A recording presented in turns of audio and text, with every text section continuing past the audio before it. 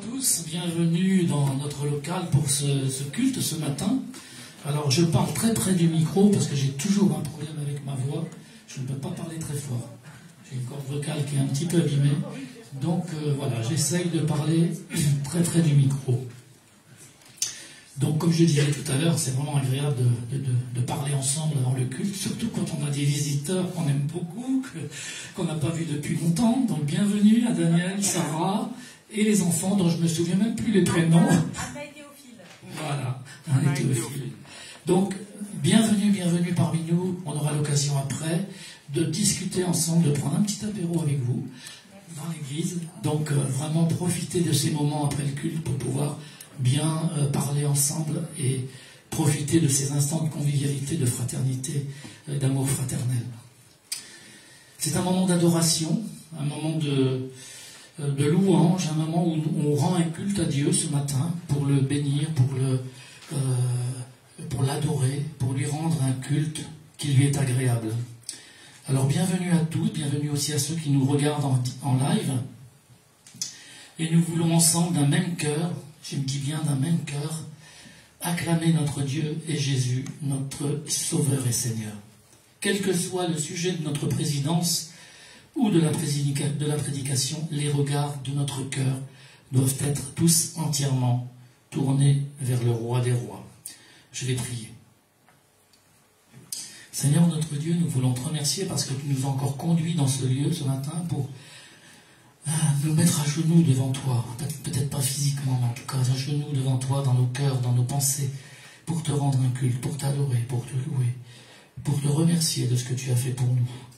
Seigneur, nous sommes peut-être venus avec des difficultés, avec de la tristesse, avec des problèmes intérieurs, des problèmes familiaux, des problèmes financiers, que sais-je. Il y a des tas de choses qui peuvent nous arriver dans la vie. Seigneur, des problèmes de santé aussi, mais Seigneur, tu es là pour nous fortifier, pour nous encourager, pour nous donner cette possibilité de venir vers toi par le chant, par l'adoration, par la prière, et aussi pour écouter ta parole, pour nous fortifier, nous enseigner, et, Seigneur, nous faire avancer avec toi, dans notre vie, avec toi, Seigneur. Nous voulons te remercier pour toutes les personnes présentes ce matin. Nous te remercions pour toutes celles qui ne sont pas venues ce matin parce qu'il y a certainement des raisons particulières. Nous voulons te les présenter, Seigneur, afin que tu prennes soin d'eux. Nous te prions aussi pour tous ceux qui nous regardent en direct, afin que tu veilles sur chacun. Veille sur toutes nos familles, tous nos amis, nos connaissances, Seigneur. Et que ce culte soit un moment d'adoration pour toi. Au nom de Jésus. Amen. Avant de chanter deux chants, j'aimerais lire un passage dans l'évangile de Luc. Alors on va le lire en deux parties. Et ces deux parties seront entrecoupées de deux chants. Luc 4, 14.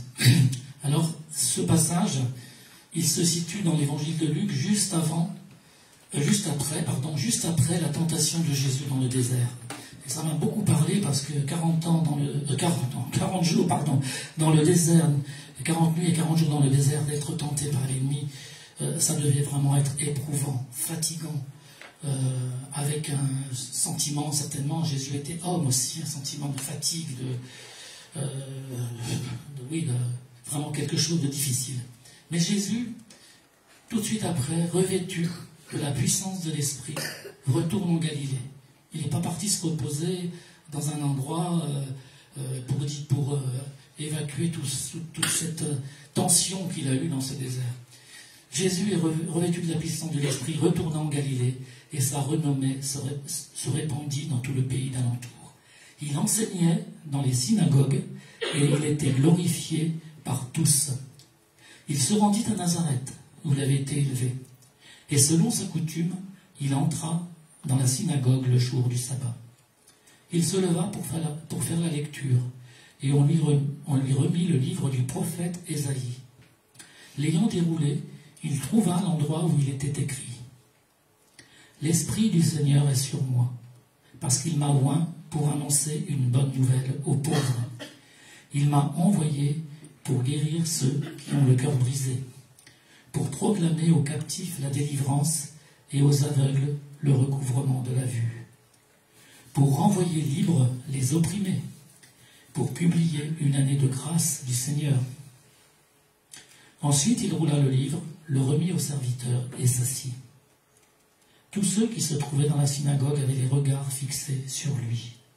Alors il commença à leur dire « Aujourd'hui, cette parole de l'Écriture que vous venez d'entendre est accomplie. » Et tous lui rendaient témoignage. Ils étaient étonnés des paroles de grâce qui sortaient de sa bouche.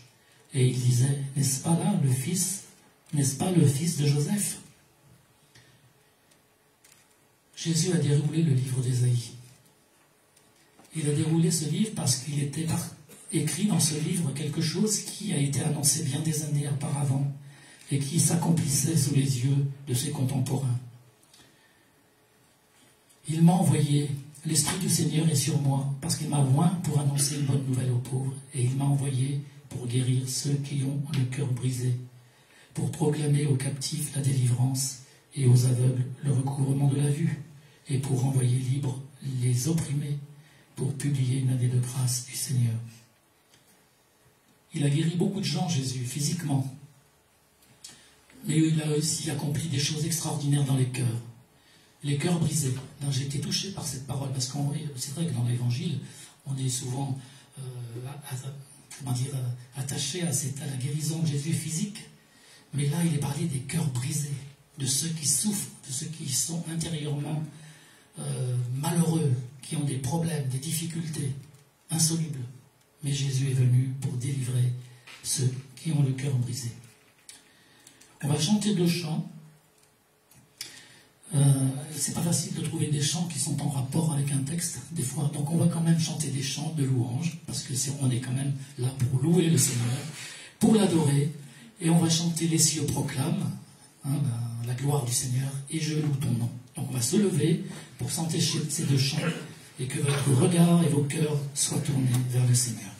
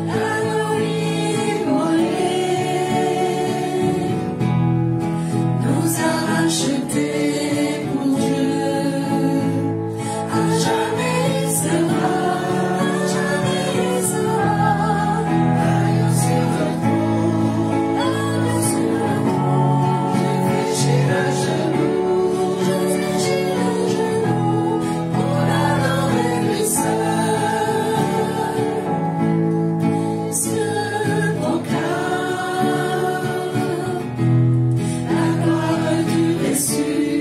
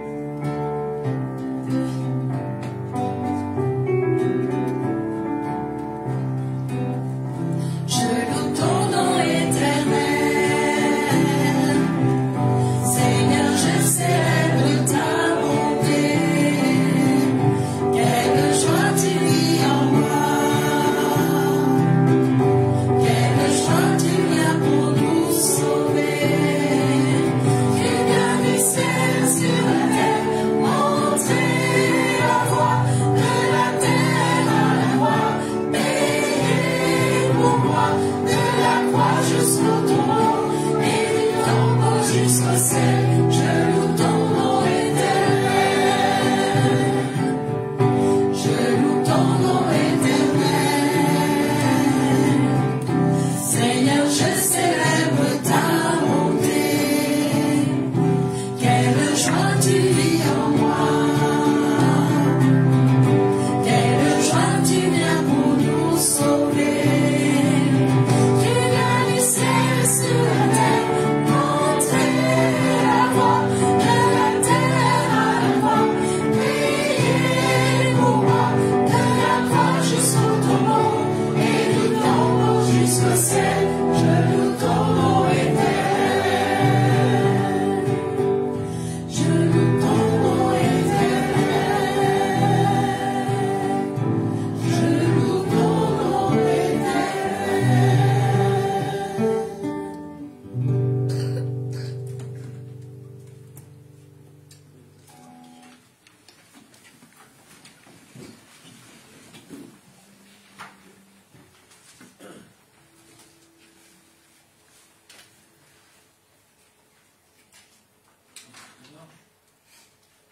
Je disais qu'on avait des invités qui étaient présents parmi nous, qui connaissaient bien l'Église. Et je vais demander à Daniel ou Sarah s'ils n'ont pas quelques mots à nous dire devant l'Église. Alors je vous prends pas par surprise, hein, je ne sais pas, non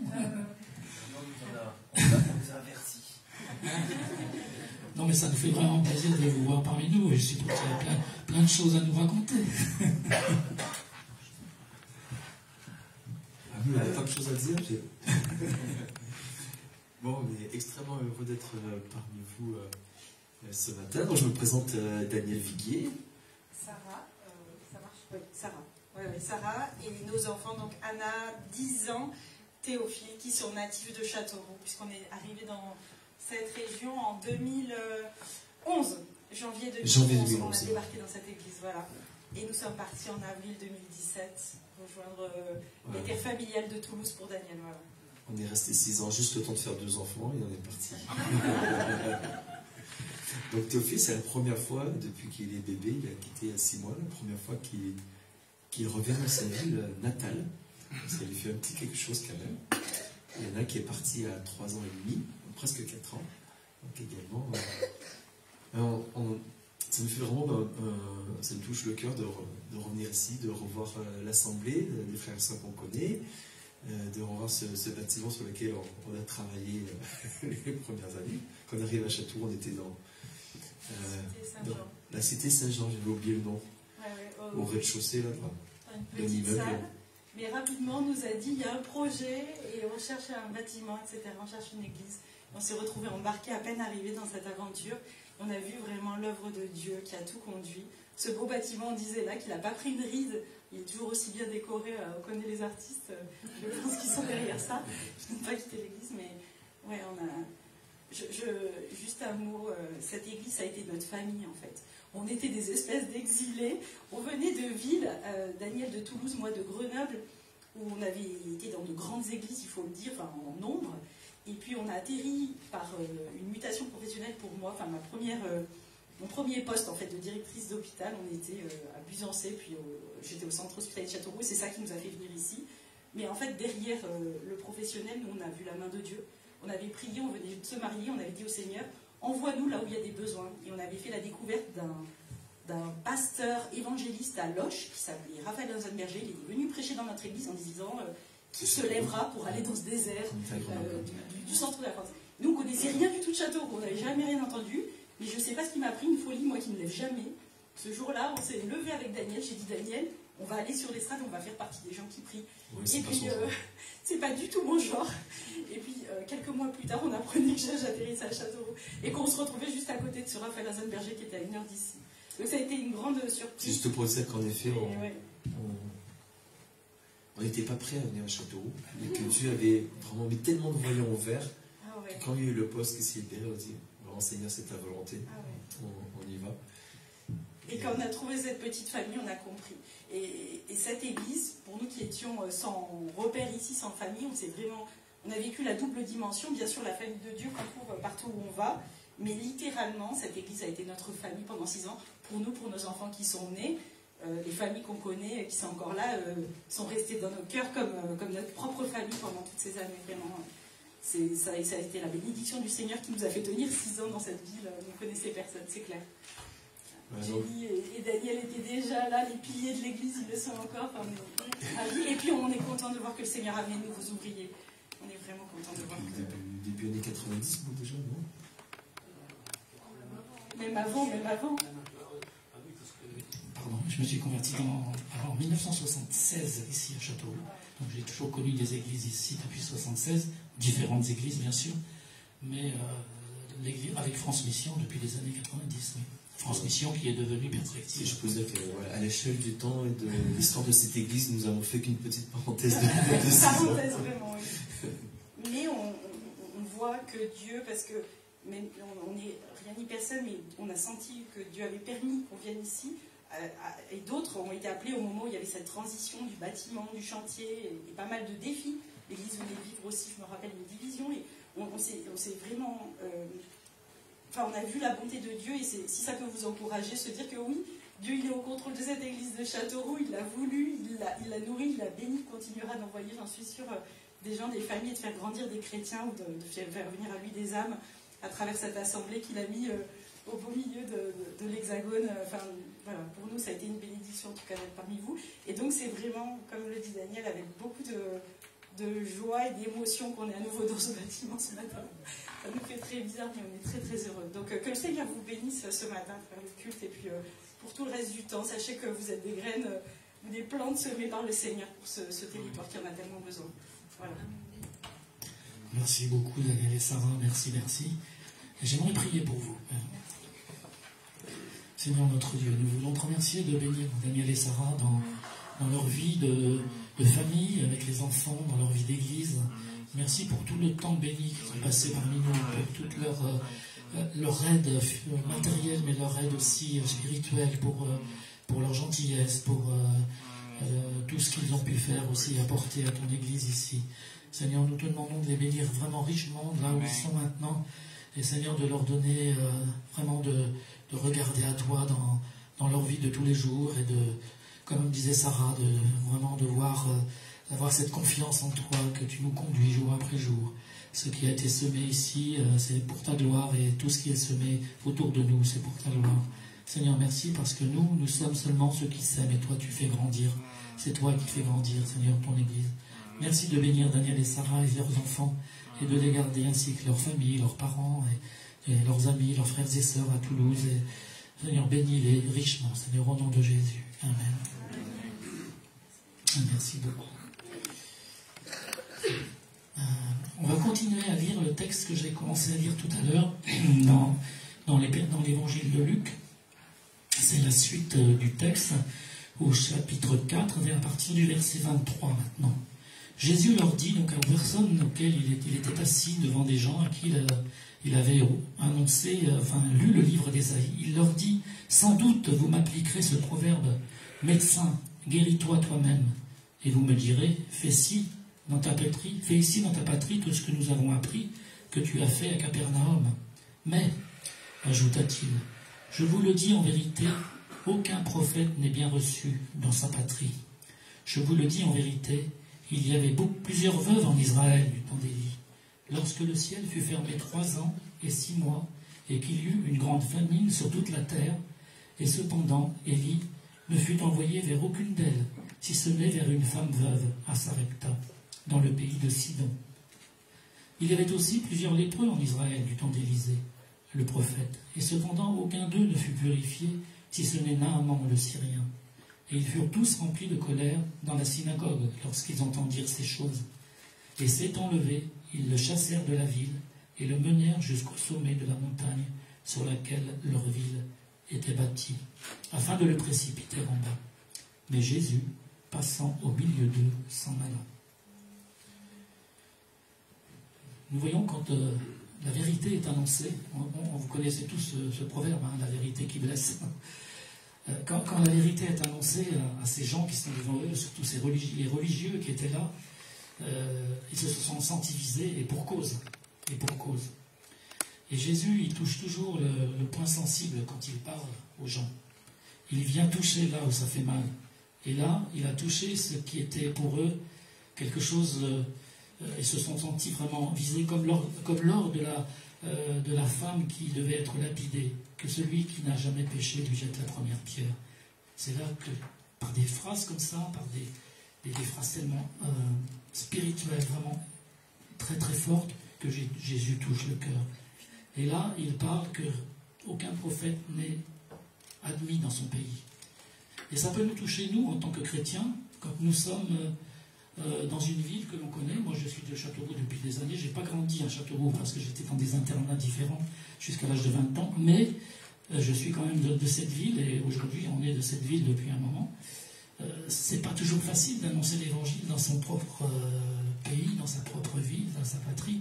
On est connu, bien sûr, certains nous connaissent, des gens nous connaissent. Et surtout quand c'est un endroit qui est, où l'évangile n'atteint pas les gens, où les cœurs sont fermés, sont durs. Mais le Seigneur nous a placés là. Comme disait Sarah, le Seigneur nous place là où il veut. Il nous a donné ce terrain de mission, en quelque sorte. Il y a des gens qui partent en mission en Afrique, en Asie, et c'est bien, tant mieux. Gloire à Dieu. Mais le terrain de mission de chacun d'entre nous, c'est là où nous sommes. Et Jésus a voulu prêcher là où il était, la ville de Nazareth, là où il a grandi. Et finalement, les gens l'ont rejeté. Ils ont voulu le précipiter d'une falaise. Mais ce n'était pas encore le temps de Jésus. Jésus s'en alla. Il passa au milieu d'eux et s'en alla. Quand il a annoncé au début du premier passage qu'il ouvrait les yeux des aveugles, qu'il guérissait les gens pour proclamer aux captifs la délivrance, si je vous ai dit tout à l'heure que j'avais été touché plus par ce verset où il dit que l'Esprit du Seigneur est sur moi et il m'a envoyé pour ceux qui ont le cœur brisé. Je crois que nous, en tant que témoins de Christ, nous devons aussi mettre en pratique ces paroles. Jésus les a lues dans le livre d'Ésaïe, il les a accomplies parce que le livre d'Ésaïe parlait de lui, mais en plus, quelque part, c'est un leitmotiv pour nous. Jésus nous dit, toi fais de même, va annoncer la parole à ceux qui ont le cœur brisé, va témoigner de ce que tu as reçu. Et comme Paul l'a dit à Timothée, va l'enseigner à d'autres. Voilà ce que je voulais retirer de ces quelques passages. On va chanter 2 autres chants et on va prendre ensuite la Sainte Seine ensemble.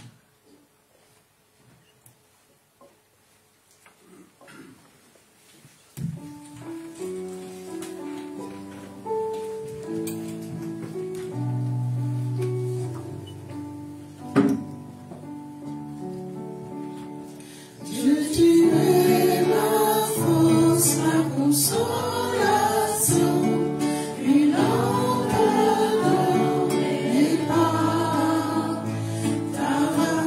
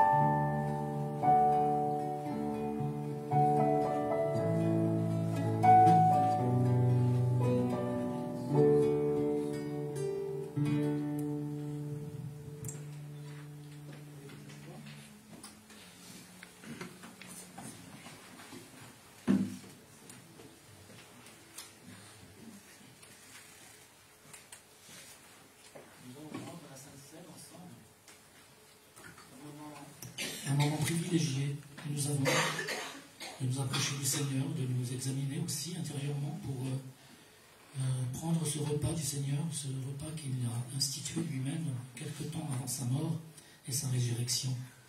Et nous allons juste lire les versets qui concernent l'institution de cette soirée, en quelque sorte, de ce qu'il nous a lui-même enseigné. On va lire dans Marc, chapitre 14, versets 22 et jusqu'à 25. Pendant qu'ils mangeaient, donc les disciples et Jésus ensemble, Jésus prit du pain, et après avoir rendu grâce, il le rompit et le leur donna en disant « Prenez, ceci est mon corps. » Il prit ensuite une coupe, et après avoir rendu grâce, il la leur donna. Et ils burent tous. Et il leur dit « Ceci est mon sang, le sang de l'alliance, qui est répandu pour plusieurs. Je vous le dis en vérité, je ne boirai plus de jamais du fruit de la vigne, jusqu'au jour où je le boirai de nouveau dans le royaume de Dieu. » Nous allons prier. Seigneur notre Dieu, nous voulons te remercier parce que ce pain et ce vin, ou ce que nous allons prendre pour nous souvenir de ce que tu as fait ce jour-là, Seigneur, nous savons que cela représente ta mort sur la croix, ton corps blessé, le sang qui a coulé, le sang du pardon, le sang qui purifie. Et Seigneur, tu as porté sur toi le péché du monde, mon péché, mon indignité, ma méchanceté. Seigneur, merci parce que ce jour-là, le jour où tu es mort sur la croix, tu as porté le péché du monde. Seigneur, nous voulons te remercier parce que tu n'es pas resté sur la croix. Tu es ressuscité, gloire à Dieu. Seigneur, tu es auprès du Père. Tu intercèdes pour nous. Tu es cet avocat auprès du Père pour nous. Seigneur, merci parce que nous voulons prendre aussi ce pain et ce vin ce matin en toute bonne conscience devant toi. Et Seigneur, nous laisser remplir de ta présence, de ta grâce et de ta gloire, Seigneur, au nom de Jésus. Amen. Si vous souhaitez prier, vous pouvez aussi le faire à voix haute, à voix basse, comme vous le souhaitez. Et sinon, peut-être Rachel peut faire un tout petit peu le dernier chant qu'on a chanté, plus doucement. Voilà. Je vous remercie.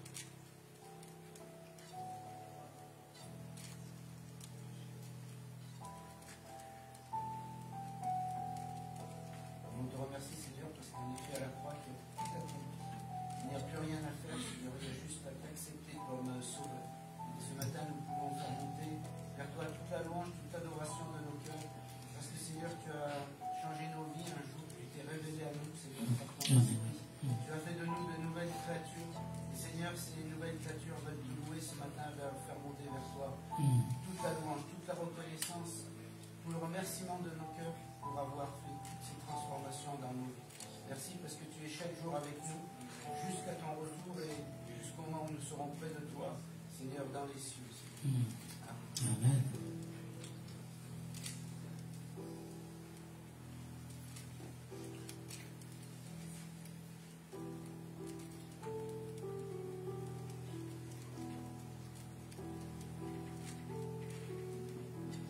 Seigneur, comment ne pas te louer, toi qui as quitté la gloire de ton ciel, créateur de l'univers, pour t'abaisser comme un enfant, Seigneur, comme un homme, pour venir au secours, Seigneur, des enfants perdus, des brebis que nous étions, errantes, sans espoir, Seigneur, sans joie, sans paix. Seigneur, tu as tout accompli pour nous racheter, pour faire de nous des enfants de Dieu. Nous voilà dans ta maison, Seigneur. Nous t'appartenons dès à présent pour l'éternité. Et nous voulons chanter ta gloire, Seigneur. Nous voulons dire que tu mérites l'adoration de nos cœurs, Seigneur. C'est toi, Seigneur, qui es le maître de cette église, Seigneur. Tu es le chef de cette église, Seigneur. Et elle est belle, elle est comme tu l'as voulu. Elle vient des quatre coins du monde, Seigneur. Tu rassembles tes enfants, toi qui viens bientôt, Seigneur. Et nous voulons tous d'une même voix, Seigneur, vraiment dire à quel point nous t'aimons et à quel point nous reconnaissons ta bonté, ta miséricorde dans nos vies, Seigneur. Bénis cette église de Châteauroux, Seigneur. Fais-la briller, Seigneur, au cœur de ce territoire. Nous te louons pour la famille que tu suscites, Seigneur, en Christ. Amen. Amen. Amen.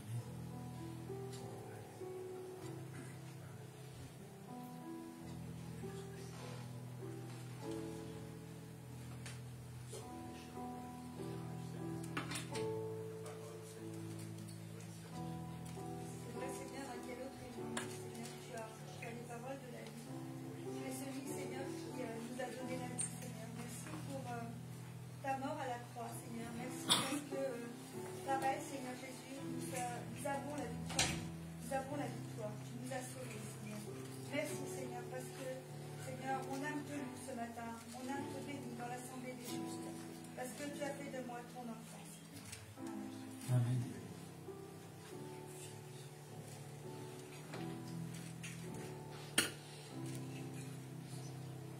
Gloire à ton nom, Seigneur, Dieu de l'univers. Toi qui as créé cet univers autour de nous, toi qui remplis les cieux, Seigneur, toi qui as créé ce qui nous entoure, la nature, Seigneur, qui nous a créé, nous, l'être humain. Seigneur, nous voulons te rendre gloire, te rendre grâce, Seigneur, de ta présence au milieu de nous ce matin. Nous te prions de conduire encore ce culte, de bénir Elcio qui va nous présenter ta parole. Seigneur, merci pour ta bonté, merci pour ta grâce, merci pour ta fidélité. Au nom de Jésus. Amen. Donc je vais laisser la parole à Elcio. Les enfants vont partir ensuite aussi dans leur culte différent pour leur âge.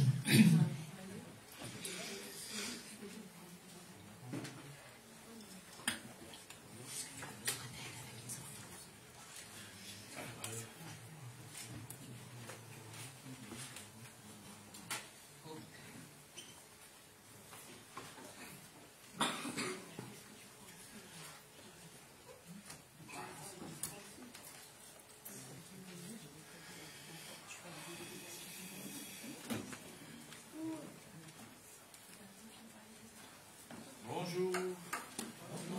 Vous m'entendez, ça va? C'est bon? Oui, les enfants vont partir en classe. Et nous allons continuer à parler sérieusement ce matin. Amen. J'espère que vous avez passé une bonne semaine. Voilà. Il y a du soleil qui revient, il y a des fleurs un peu partout. Donc, bientôt des fruits. Ça sera bien. Donc, merci à Daniel et à Sarah qui sont venus ce matin. C'est bien de vous entendre, parce que comme ça me donne du courage pour être persévérant ici. Donc, vous avez passé par là, vous avez vu. Et le Seigneur est bon, n'est-ce pas? Hein? Le Seigneur est bon. Vous avez vu, il y a quelque chose de nouveau ici. C'est beau, hein? Bravo. Donc, c'est Raphaël qui a fait pour nous. Raphaël est là dans la salle. Et un jour, j'ai discuté un peu avec lui et il m'a dit, oui, pasteur, ¿qué tal un poquito para ustedes? Sí, bueno. Assez. Et donc, il l'a fait. Et c'est bien. Merci, Raphaël. Donc, que le Seigneur continue à te bénir. Bravo. Donc, vous savez, hein, il peut faire des pupitres, mais il fait d'autres choses aussi. Allez le voir après. On était très contents. Je pense que nous avons tous gardé dans notre mémoire, elle est fraîche encore, le culte du dimanche passé, le week-end passé, pour ceux qui étaient là. Pour moi, c'était super. C'était vraiment bien de voir ces temps d'enseignement concernant la louange, concernant comment on doit faire, et concernant aussi comment la louange, c'est important pour nous. Donc, merci à tous ceux qui sont mobilisés. Ce n'est pas une affaire d'une petite équipe, c'est toute l'église qui était mobilisée. On était là, on était ensemble. On a loué le Seigneur. On a partagé l'évangile. Pour moi, ce que je garde de ces moments, c'est que l'église était pleine de gens. Ce n'était pas comme aujourd'hui. Hein. Je pense qu'ils avaient peur de vous ce matin, Daniel et Sarah. Non, j'ai blague. En fait, l'église était pleine. C'était vraiment bien. Et je suis content de ça. Je sais que les gens ont entendu la parole de Dieu. Et cette parole, comme Daniel disait, c'est comme des petites semences qu'on plante. Hier, j'ai fait mon petit jardin, j'ai planté des choses. Et ce matin, je vois des oiseaux qui sont en train de bouffer déjà. J'ai dit, ah bon, d'accord. Après le culte, je vais les couvrir et comme ça, ils ne vont pas manger. Et en fait, c'est un peu comme ça notre vie spirituelle. Le Seigneur nous laisse des semences et l'ennemi essaye toujours de piquer des choses. Ce n'est pas ça mon sujet de ce matin, mais je voudrais aborder par là. Une autre chose, c'est que nous, en tant que conseil, vous savez, je suis le pasteur ici, mais je ne suis pas le chef. J'aimerais bien quand même être des fois. Mais ce n'est pas comme ça que ça se passe. J'ai une équipe qui gère l'église avec moi. Et pour à ces propos, nous sommes en train de réfléchir à ce moment, quelle est la vision que nous voulons pour l'église ici à Châteauroux. Vous savez, nous faisons partie des perspectives, notre famille d'église. Et perspective, elle a une vision pour l'église, et cette vision doit être adaptée chacun à sa manière là où nous sommes. Et à partir de quelques réunions du conseil, nous allons rediscuter un peu et faire comprendre, pour nous en tant que responsables, c'est important que nous comprenions là où on va y aller. Là où on va y aller ensemble. Donc, c'est ça que nous sommes en train de dire à ce moment. Donc, pour moi, c'est important que les responsables qui sont avec moi dans mon équipe, dans notre équipe, qu'on va comprendre pour quel moyen nous arriverons où nous sommes, quels sont les points positifs et quels sont les points que nous avons besoin de faire meilleurs. Donc, comment nous pouvons être passionnés? Comment nous pouvons être passionnés par l'évangile? Comment nous pouvons être passionnés pour faire avancer l'église? Pour faire avancer l'église dans cette ville. C'est vrai que, vous savez, on dit souvent, et ça a répété ce matin, ça c'est un désert dans plusieurs domaines. Je cherche un dentiste pour moi.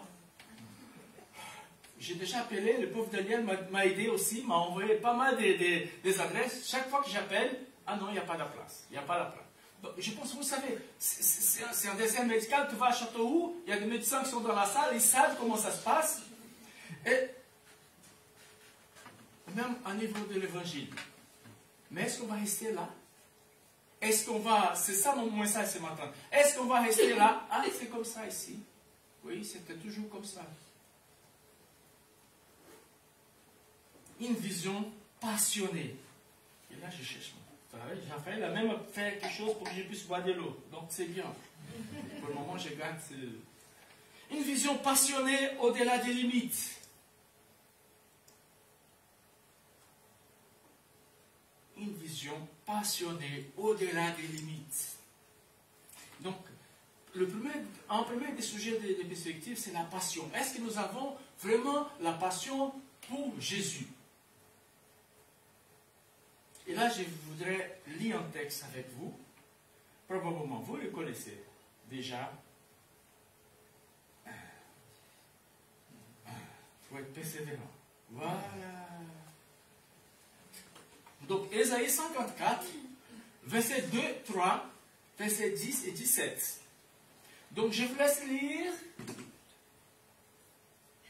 Quel est le volontaire de ce matin? Pousse des cris de joie, toi qui étais stérile, toi qui n'enfantais pas.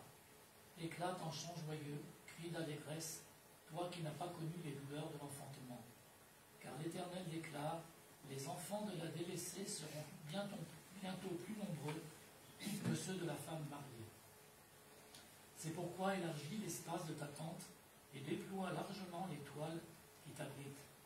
Ne les ménage pas, allonge tes cordages, assure tes piquets, car tu te répandras sur la droite et sur la gauche, et ta postérité conquérera des nations et peuplera des villes devenues solitaires. Même si les montagnes se mettaient à bouger, même si les collines venaient à chanceler, mon amour envers toi ne bougera jamais. Mon alliance de paix ne s'en chancellera pas, déclare l'Éternel, rempli de tendresse pour toi. Toute arme fabriquée pour te faire du mal n'atteindra pas son but, et tu pourras confondre tous les accusateurs en jugement, car tel est l'apanage des serviteurs de l'Éternel. Et c'est ainsi que je leur fais justice. L'Éternel le déclare.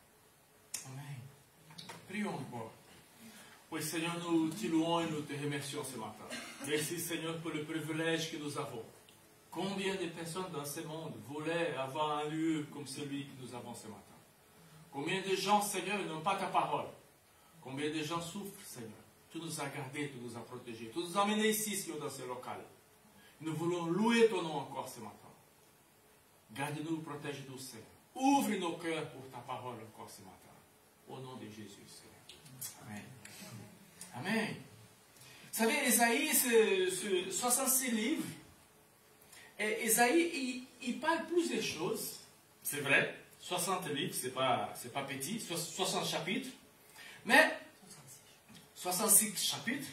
Et à ce moment-ci, il parle assez. Vous savez, Israël, c'était en Égypte parce qu'ils n'ont pas obéi. Et quand on n'obéit pas, vous qui êtes des parents, vous savez, on doit corriger les enfants.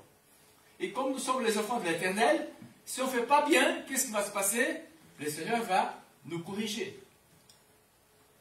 C'est pas gentil, mais quand même, c'est pas bon, mais c'est comme ça. On doit apprendre. Et des fois, il faut passer pour le chemin un peu compliqué pour apprendre. Mais Isaïe, là, à ce moment, il va parler à ceux qui sont en exil. Et il va les encourager. Parce que quelques-uns vont rester fidèles toujours au Seigneur. Donc, d'une manière générale, si vous prenez Isaïe, chapitre 40 au 48, il va mettre l'accent sur la délivrance. De chapitre 47 au 57, il va parler sur la rédemption d'Israël. Et de 58 à 66, il va parler de la gloire qui viendra. Ce n'est pas notre discussion ce matin, mais je voulais quand même vous localiser un peu. Il y a toujours... je ne vais pas parler de Suélie, parce que si je parle de Suélie ici, vous ne le répétez pas, d'accord? Parce qu'après, elle va venir me blâmer moi, parce que je n'ai pas son nom ici. Mais en fait, quand je montre ça à Suélie, elle dit, tu sais, dans ton message, il faut toujours expliquer un peu là où tu vas y aller et là d'où tu es venu. Donc c'est pour ça que j'ai dit, ok, je vais mettre ces petites parenthèses pour expliquer un peu Ésaïe, qu'est-ce qu'ils ont fait, et pourquoi on est là. Mais en fait, notre vision va déterminer la taille de notre vie. Écoutez bien ça. Si nous avons une petite vision, qu'est-ce qui va se passer? Nous aurons une petite vie. Si nous avons une grande vision, on est assez grand, on va partir, on va être loin. Donc, mais nous ne pouvons pas aller au-delà où notre vision voit. Ok, je vois ici, mais je ne peux pas aller voir les enfants maintenant parce qu'il y a un mur devant moi ici. Et vous aussi, vous ne pouvez pas voir la rue parce qu'il y a un mur ici. Donc c'est là qui va limiter notre vision. Normal, pas quelque chose de nouveau. Mais ce matin, je voudrais vous encourager à voir au-delà de ce que vous voyez. Amen. Vous êtes là? Oui. Donc on va essayer de partir au-delà de ce que nous voyons. Vous savez, des grandes entreprises aujourd'hui, peut-être vous avez déjà vu ça, ils payent des millions, des milliards de dollars, des euros ici en Europe, pour faire venir un conférencier motivateur. Vous avez déjà entendu ça? Il y a des gars qui viennent, et un de ces gars, j'ai pris l'exemple, c'est Bill Clinton, c'est l'ancien président américain. Il a gagné dans une seule palestre, dans une seule conférence, 750 000 dollars pour venir parler dans une conférence à Hong Kong à Ericsson. C'est les télécommunications, c'est tout le téléphone. Il est venu, ils ont payé. Et pourquoi ils ont payé? Parce que pour eux, dans la mentalité de ces gens-là, de ceux qui ont de l'argent, si j'ai fait venir Bill Clinton, c'est-à-dire qu'il j'ai de la force, j'ai de l'argent. Et comme ça, les gens, seront motivés parce que ce gars, c'est un gars très connu dans tout le monde, ce qu'il a fait. Donc, c'est considéré un bon investissement. Accueillir l'ancien président américain, et ça va donner de la visibilité et de la crédibilité. Ce matin, vous n'avez rien payé, vous n'allez rien payer pour entendre Ésaïe qui va vous motiver, qui va nous motiver. Amen. Pas mal, hein? On ne paie rien et on sera motivé plus, peut-être plus les gens qui ont entendu Bill Clinton. Vous imaginez? Donc le prophète Isaïe va être utilisé pour Dieu pour réconforter son peuple concernant les pertes et les souffrances. Qui n'a jamais passé par là? pour perte, pour des souffrances. Et peut-être nous passons à ce moment.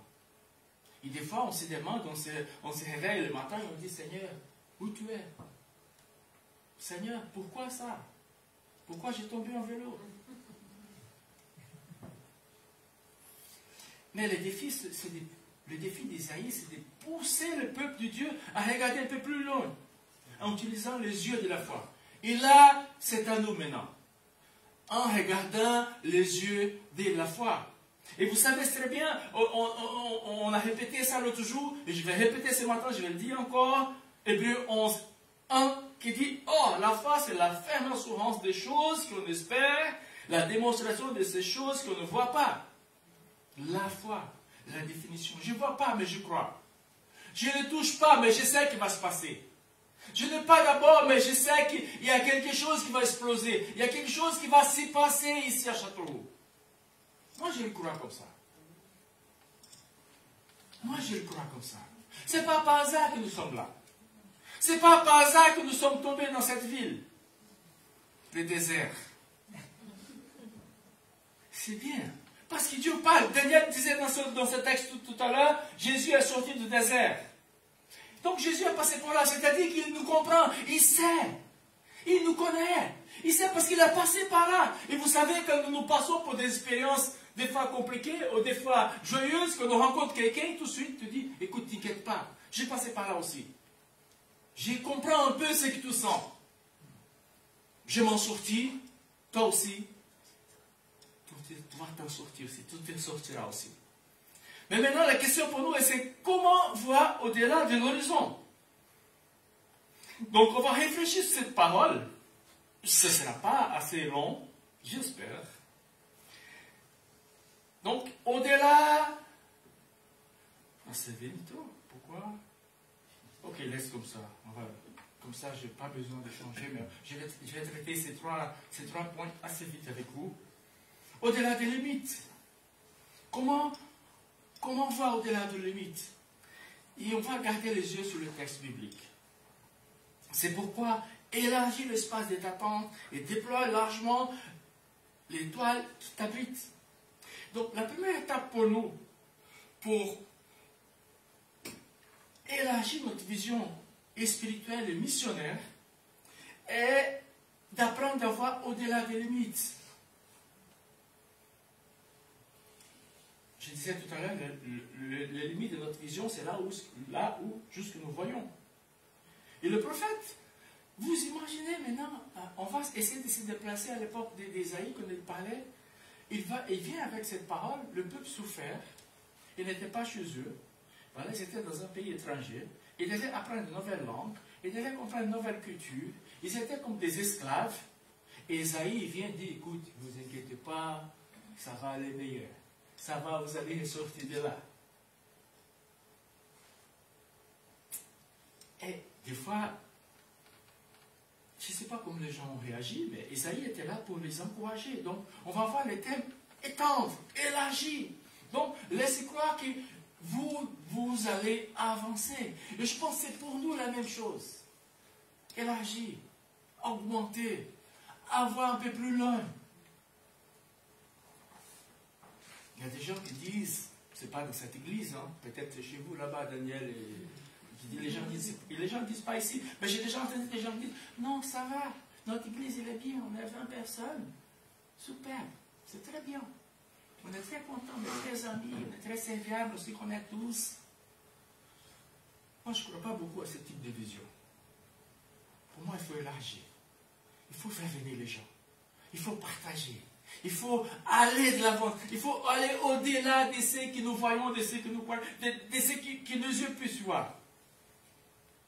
Parce qu'Isaïe dit, écoute, il y aura des grandes bénédictions pour vous. Si vous ne pouvez pas voir une solution ce matin, j'ai dit tout simplement, fermez les yeux et pensez par la foi. Notre église, notre communauté va faire un percée pour la ville de Châteauroux. On ne veut pas tout simplement, c'est vrai qu'il y a aussi réunion dimanche, mais dans la semaine, chacun dans son lieu de travail, des amis, des contacts, du tout, et petit à petit, je pense, on peut laisser des semences un peu partout. Mais si vous ne croyez pas, fermez les yeux, parce que Paul dit aux Corinthiens, 2 Corinthiens 5, verset 7, il dit, car nous vivons guidés par la foi et non par la vie. Alléluia. Nous, en tant que chrétiens, ce n'est pas ce qui nous montre. Pour les autres, voilà. Mais nous, non. Nous, c'est par la foi. C'est par la foi. Nous les croyons. Même si on ne voit pas. Vous vous rappelez l'histoire d'Abraham? Ce gars qui vient, qui suit Dieu, et qui Dieu dit, voilà, un jour, je vais te faire une grande nation de toi. Et lui, il est pauvre, il n'a pas d'enfant. Il est vieux déjà. Il ne peut pas faire un nouveau enfant. Vous savez, pendant la vie, il y a des choses qu'on ne peut pas faire. Hein? Donc, Abraham était là, il dit, tiens. Le Seigneur dit, écoute, viens, sors de ta tente. Regarde les étoiles. Et je me rappelle quand j'étais petit, je regardais de temps en temps, c'était la nuit, je sortais avec mes frères, on essayait de compter les étoiles. On n'a jamais arrivé. Et Dieu dit à Abraham, écoute, est-ce que tu peux le compter? Il dit non. Voilà, c'est comme ça que je vais le faire. Voilà. Donc regarde les étoiles. Peut-être ici vous pouvez les compter. Mais dans le monde spirituel, on ne peut pas le compter. Parce que le Seigneur va le faire. Il va le faire. Et donc, il dit, il sortir de Satan, dit, contemple les ciels, contemple les étoiles, si tu es capable. Tes descendants seront aussi nombreux qu'elles. Donc, voyons au-delà des limites. Amen. Parce que le même Dieu qui a fait des promesses à Abraham, c'est le même Dieu que nous servons, c'est le même Dieu que nous chantons ce matin. Au-delà des obstacles. Verset 10. Même si les montagnes se mettent à bouger, même si les collines viennent à chanceler, mon amour envers toi ne bougera jamais. Mon alliance de paix ne chancelera pas, déclare l'Éternel. Et j'aime cette petite phrase. Rempli de tendresse pour toi. Ça, c'est beau. C'est quelqu'un qui me connaît. Quelqu'un qui a d'amour pour moi. Même si je ne suis pas assez bien. Mais la tendresse, l'amour de Dieu est toujours là pour moi. Donc, la deuxième PC que nous avons fait pour que notre vision spirituelle, pour que notre vision missionnaire avance, c'est voir au-delà des obstacles. Vous savez, il y a des obstacles qui vont se dresser devant nous, tout simplement parce qu'on doit les surmonter. Nous ne pouvons jamais penser que nous sommes arrivés au but. Non, il y a toujours quelque chose. Il y a toujours quelque chose devant. Les obstacles seront supprimés, c'est les promesses du Seigneur. Et qui ne va jamais manquer dans la vie de son peuple. Dieu lui seul va assurer à son peuple la miséricorde, la paix et la pitié à tous ceux qu'il aime. Nous l'aimons. Le Seigneur sera là pour nous. Quand l'obstacle se montre dans notre vie, pensons à ces fameux textes de Romains 8, verset 28. Je vais vous lire. Nous savons en outre que Dieu a fait concourir toutes choses au bien de ceux qui aiment, de ceux qui sont appelés conformément au plan divin. Vous passez pour des difficultés? Vous passez pour des points compliqués? N'oublions pas, le Seigneur est là. Si on passe par ces soucis, ce n'est pas parce qu'il nous veut faire du mal, ce n'est pas parce qu'il est méchant, ce n'est pas parce qu'il nous fait... Non, c'est parce qu'il veut que nous les surmontons. Parce qu'il veut que nous les dépassons. Si vous aimez Dieu, vous savez qu'il y a un but pour votre vie. Donc, il ne faut pas craindre les obstacles. Et là, j'ai vu un autre exemple. Vous connaissez l'histoire de Josué. Moïse est mort. Il prend sa place. Sauf que Moïse a fait sortir, je pense, Moïse, c'est vrai qu'il avait beaucoup de conflits en Égypte, mais en passant de l'Égypte jusqu'à la terre promise, c'est pas tellement compliqué. Il n'a pas trouvé des ennemis. Et voilà, il a passé ces temps, là, 40 ans de désert, mais c'était un peu cool quand même. Maintenant, il meurt, et Josué est là, et là, c'est le grand pays à conquérir. Et vous connaissez l'histoire de Jéricho. J'ai vous lis un seul petit verset du chapitre 6. Et c'était une fois, lorsque les prêtres sonnent la cour, Josué ordonne au peuple, poussez les cris, car l'Éternel vous livre la ville. Et là, vous savez le reste de l'histoire. Jéricho est tombé, cette grande forteresse qui était Jéricho. Et la Bible dit que même quand les espions sont venus dans cette ville, ils vont rencontrer cette femme, Rahab, et elle dit, écoute, on a peur de vous. Je ne sais pas qu'est-ce que vous êtes, mais on a peur de vous. On sait pas, partout vous passez, il y a désolation qui va se passer. On a peur de vous. Et là, je pense que les obstacles peuvent être des occasions pour grandir et pour renforcer notre foi. Nous avons des obstacles, oui, nous avons tous. Mais croyons au-delà des obstacles. Amen. Vous êtes là? Oui. On ne dort pas? Non, c'est bien. On va y aller. Au-delà des difficultés. Donc là, c'est le verset 17. Tout arme fabriqué pour te faire de mal, qu'est-ce qui va se passer? Ça ne fera rien. Et tu pourras confondre tous tes accusateurs en jugement. Parce que l'Éternel, c'est lui qui fait la justice.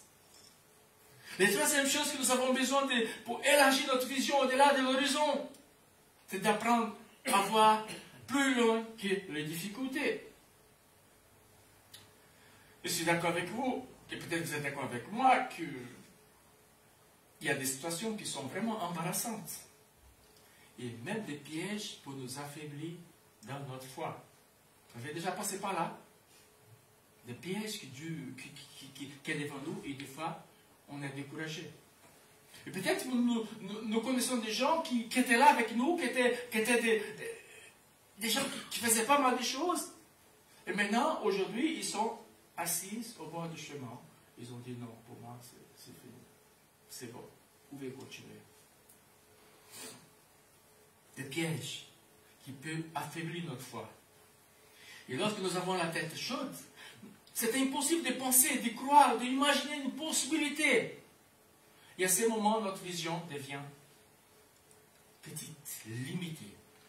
Et le prophète Isaïe va nous faire comprendre que nous avons un héritage. C'est-à-dire, si nous avons un héritage, nous avons un droit de la part de Dieu. Et nous savons que l'ennemi est très très malin. Hein? Il va essayer toujours de nous décourager. Toute arme fabriquée pour te faire de mal n'atteindra pas son but. Tu pourras confondre tes accusateurs en jugement. En résumé, rien ne peut nous faire abandonner. Donc, ne laissez pas une difficulté, quelle que soit la difficulté, vous faire revenir en arrière ou vous laisser tomber. Dites non, c'est bien. Et là, j'ai repris une histoire de Luc. Cette histoire, ce gars qui vient voir Jésus avec un paralytique, et la maison est pleine de gens. Vous connaissez cette histoire, vous avez déjà entendu. C'est plein de gens. Il vient avec son ami et il n'arrive pas à rentrer. Et un dit, ah tiens, voilà, si on met un escalier là, et on peut monter, on peut ouvrir ici, on peut descendre au beau milieu avec Jésus. Et c'est ça qu'ils ont fait. Passer par les toits. Et des fois, c'est un peu ça que Dieu va nous donner l'idée. On ne peut pas passer par là, mais le Seigneur va ouvrir notre chemin, un chemin complètement différent, mais en passant par là, ça va arriver. Et c'est intéressant dans cette histoire, c'est Luc 2, versets 1 à 10, vous pouvez lire après. Même après avoir fait tout cela, les pharisiens qui étaient là essayent de perturber, d'entraver davantage. Mais Jésus va montrer sa puissance, il va guérir ces gars, hein, et il va apporter de la joie à ses amis, il va lui donner le salut. Si votre problème est difficile, rappelez-vous, Jésus est l'expert des choses compliquées et difficiles. Quelle chance! Alléluia! Donc on est à la bonne place. On est au bon... Voilà, ça va passer. Donc, regardons au-delà des difficultés. Dimanche passé, on a parlé un peu de ce moment que le Saint-Esprit était là et il était tellement puissant que Pierre va prêcher et presque 3000 personnes d'un seul coup vont convertir. Et je voudrais revenir au verset de Actes 1:8. Mais le Saint-Esprit descendra sur vous. Vous recevrez sa puissance et vous serez mes témoins à Jérusalem, dans toute la Judée, Samarie, Châteauroux, et jusqu'au bout de la terre. Il n'y a pas de limites. Il n'y a pas des obstacles, des difficultés qui vont entraver notre foi. Et moi, écoute, moi, je me connais un peu, je sais que je n'ai pas beaucoup peur de défis. Ma vie, c'était toujours comme des défis. Donc pour moi, ça me fait bien d'être là à Châteauroux. Ça me fait vraiment bien. C'est vrai que ce n'est pas tous les jours que je suis motivé. Hein? Des fois, il y a des jours que je me réveille, je dis, non, on va y aller, ça va aller, ça va aller. Vous savez, comme les femmes, elles savent motiver les hommes. Hein? Si vous avez une femme, voilà, vous savez qu'elle savent motiver les hommes. Donc, ça va aller, ça va aller. Je crois que cette situation va se présenter devant nous pour nous donner une expérience. Et là, je vous lis Romains, verset 100, chapitre 100, verset 3 à 4. Mais encore, nous tirons fierté même de nos détresses. Car nous savons que la détresse produit la persévérance. Et la persévérance conduit à la victoire dans l'épreuve. Et la victoire dans l'épreuve nourrit l'espérance. Donc, difficulté va nous entraîner à être persévérants. Et là, voilà, on va s'en sortir de là. Dieu a un plan spécial pour nous. C'est possible qu'il se passe des choses destinées à prouver notre foi. Mais si la foi a été prouvée, la victoire, elle est assurée. Amen. Heureux l'homme qui était ferme face à la tentation, qu'après avoir fait ses épreuves, il recevra la couronne de vainqueur. La vie que Dieu a promis à ceux qui l'aiment. Jacques 1,12. Donc, ne laissons pas notre vision spirituelle être limitée par des situations ou des mots qui sont contraires à ce que nous croyons. Si vous voulez voir ce qu'il y a derrière une montagne, un mur, qu'est-ce qu'on doit faire? On va monter. Et quand on est en haut, là, je dis, ah, c'est ça qu'elle a. C'est normal, dans la vie, c'est comme ça que ça se passe. Donc, je vous lance un défi ce matin. Alors, rentrons dans la présence de Dieu pour que nous comprenions quel est le but pour notre vie. Donc, voyons au-delà de l'horizon. Ça y est, c'est bien. Et là, je vais vous montrer un dernier verset que j'aimerais bien partager avec vous. Et là, j'aimerais bien prier. C'est Ésaïe 40, verset 28. Il y a une partie qui est affichée là. Et je vais lire dans ma version. Tu ne sais pas donc pas, tu n'es pas appris qu'il est l'Éternel est Dieu de toute l'éternité. Celui qui a créé les confins de la terre. C'est-à-dire, il a créé même Châteauroux. Si on parle de Châteauroux comme désert, il l'a créé là. Il ne se laisse pas, il ne s'épuise pas. Et son intelligence ne peut pas être sondée. Il donne la force à ceux. Il augmente le vigueur de celui qui est fatigué. Et là, je pense, là, c'est le verset 30. Est-ce qu'on peut tous lire ensemble? Mais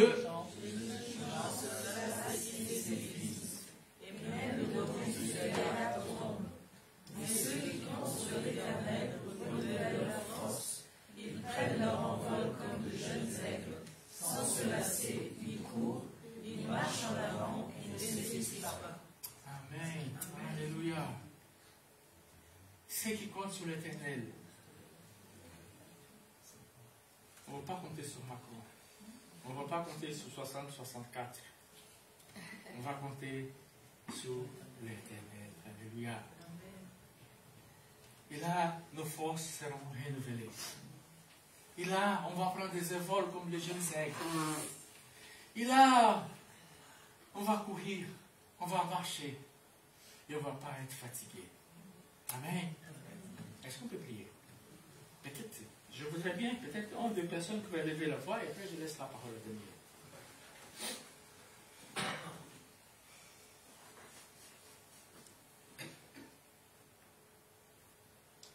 merci parce que c'est toi qui nous fortifie pendant la marche. C'est toi qui nous donne la force d'affronter les obstacles, de passer par-dessus et de continuer à avancer. Seigneur. Merci parce que nous ne voulons pas regarder en arrière, mais courir le but. Comme l'apôtre Paul nous l'a enseigné. Pour atteindre ce but, Seigneur. La victoire en toi, la gloire de l'éternel. Merci, Seigneur. Amen. Seigneur, sans toi, nous ne pouvons rien faire, mais avec toi, nous ferons des exploits, nous pourrons avancer. C'est toi qui conduis le troupeau, Seigneur, et nous pourrons marcher à ta suite. Amen. Oui, Seigneur, je vais te louer, je vais te remercier ce matin, Seigneur. Donne-nous, Seigneur. On commence une nouvelle semaine. Tu vois les défis qui sont devant nous, Seigneur. Défis de famille, l'argent, santé, la relation des fois. Pas mal de choses, Seigneur. Mais nous voulons, Seigneur, saisir ta parole ce matin, Seigneur. Aide-nous, Seigneur. Que les jours viendront, Seigneur. Que la détresse sera là, que la difficulté sera là. Rappelle-nous ta parole, Seigneur. Et donne-nous cette vision, Seigneur, élargie, grande, Seigneur. Là où tu nous as placés, Seigneur, c'est notre héritage. Châteauroux, c'est notre héritage. Cette ville, c'est notre héritage, Seigneur. Et quand tu donnes l'héritage, c'est toujours la bonne. C'est toujours le meilleur. Béni soit ton nom. Garde-nous, protège-nous, Père. Au nom de Jésus, Seigneur. Amen. Amen. Que Dieu vous bénisse, que Dieu vous garde.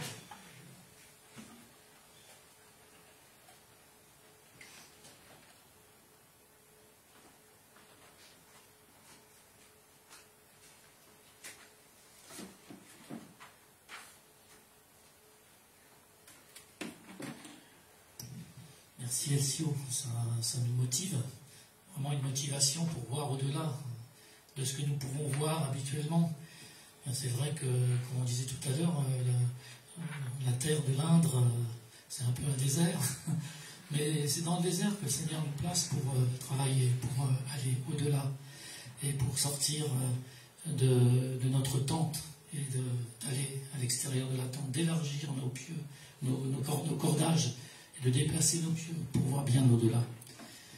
Merci Alcio pour ce message. On va passer aux annonces. Alors, le temps que ça se prépare, voilà. Donc, chaque dimanche, le culte à 10h30. Alors, on peut venir avec des amis, des gens. C'est là qu'on peut élargir notre tente aussi, de venir avec des personnes que nous connaissons, de la famille, des amis, et voilà. Donc, la réunion de prière la semaine prochaine, alors on revient un petit peu en arrière. La réunion de prière la semaine prochaine aura lieu, donc jeudi prochain, à 20h à l'église, ici. Ça, c'est le culte des églises du centre. Donc, toutes les églises du centre, donc de l'église perspective du centre, vont se retrouver le jeudi 18 mai à Vendôme pour un culte en commun. Pour ceux qui peuvent y aller, ce serait bien. De ceux qui peuvent se déplacer. S'il y a des soucis de transport, on peut toujours remplir les voitures pour ceux qui veulent y aller. Ça, ça approche, hein, c'est bientôt, le 29 avril, le week-end pour les jeunes et de 12 à 18 ans. Donc, c'est organisé par Claire, par Marie et puis Joël. Donc, si vous avez encore des enfants qui souhaitent y aller, vous pouvez vous adresser donc à Marie et Joël. Normalement, les inscriptions sont terminées depuis. Ah, les inscriptions, c'est fini, d'accord. Bon, enfin, bon, je rappelle quand même. Tout se passe bien parce qu'on est en camping aussi. D'accord, ouais. Que le temps soit propice et que, voilà, ouais, ok. En tout cas, on espère que ce sera un super bon week-end pour les jeunes et les enfants. Ouais. Ça, c'est le nouveau site internet de l'église. Donc, j'ai pris une page au hasard que nous avons créée à la place de la CEP qui a été dissoute. Hein. Donc, voilà. Allez le voir, hein, allez le voir. Il est en construction, hein, c'est pas terminé. Mais c'est beau déjà. Permanence pastorale tous les mercredis après-midi. LCO est là de 14h30 à 17h, pardon. Et donc, il est là pour parler à ceux qui désirent parler avec lui, écouter, avoir des entretiens. Et donc voilà, n'hésitez pas. Les 4 mots, le leitmotiv de l'Église, les 4 mots. Donc l'unité, la joie, le service et l'onction de l'Esprit. Leitmotiv pour toute notre Église. Et nous vous laissons avec ce verset que j'ai lu ce matin, avant de partir, avant de nous séparer, Luc 4, 18, 19, « L'Esprit du Seigneur est sur moi, parce qu'il m'a oint pour annoncer une bonne nouvelle aux pauvres. Il m'a envoyé pour guérir ceux qui ont le cœur brisé, pour proclamer aux captifs la délivrance et aux aveugles le recouvrement de la vue, pour envoyer libres les opprimés, pour publier une année de grâce du Seigneur. » Amen. Au début de la salle, à l'entrée de la salle, il y a toujours la boîte de l'offrande pour ceux qui souhaitent participer à l'offrande. Et ne partez pas, il y aura un petit apéro ensemble pour discuter avec nos très chers amis Daniel et Sarah. Voilà, donc restez, vous êtes bien, vous êtes conviés à rester. Voilà. Je vais terminer par la prière. Seigneur notre Dieu, nous voulons te remercier pour ce moment de culte, ce moment d'adoration, ce moment d'enseignement aussi que nous avons reçu pour regarder au-delà des montagnes, pour voir de l'autre côté, pour regarder au-delà des limites. Seigneur, pour que nous puissions continuer à avancer avec toi. Seigneur, nous voulons te prier pour ton Église ici à Châteauroux, qu'elle puisse continuer à grandir non pas seulement en nombre, mais aussi dans ta connaissance, dans l'apprentissage de ta parole. Et Seigneur, merci parce que tu veux aussi nous donner d'être des témoins, des lumières dans cette ville de Châteauroux. Seigneur, je te prie aussi pour les offrandes. Merci parce que c'est aussi un besoin pour l'Église parfois. Et je te bénis, prie pour tous ceux qui participent. Merci pour cela et merci pour ta grâce et ta bonté envers ton Église, envers nous, Seigneur. Au nom de Jésus. Amen. Donc je vous souhaite une très bonne journée, une bonne semaine, et ne partez pas, on va partager quelque chose ensemble. Voilà.